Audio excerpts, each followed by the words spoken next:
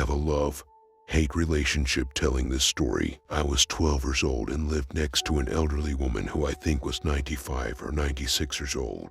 Our houses were relatively close to each other. Every day she would go outside and sit on her porch and would wave at me when I got from school. I would usually talk with her for a bit and ask her about her day and what she did.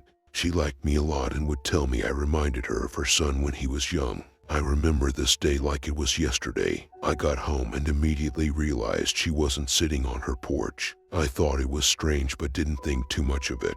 The day after, again she wasn't sitting on her porch. I went on with my day and around 6 p.m. I went to knock on her door to check on her. I knocked and looked through the glass on her windows and saw someone walking towards the back of her house. I couldn't make out the clothes she was wearing, but it looked like the end of a white robe.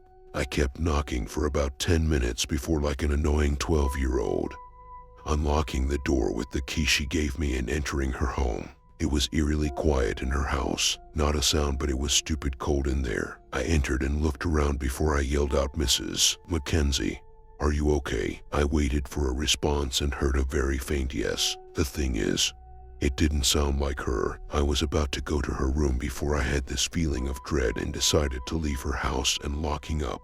The next day, I went outside as it was a weekend and saw her son and a few other people there. I went over and greeted her son, who was also very nice to me. He told me she died almost 2 days ago. He lived very far away and decided to check on her when she didn't pick up her phone for 2 days. When he told me that, the hairs on the back of my neck stood up. I immediately started asking if he was sure she died 2 days ago, and he said yes. I went home and was scared to tell anyone, fearing I would be looked at as crazy. I don't know what I heard or saw, but it still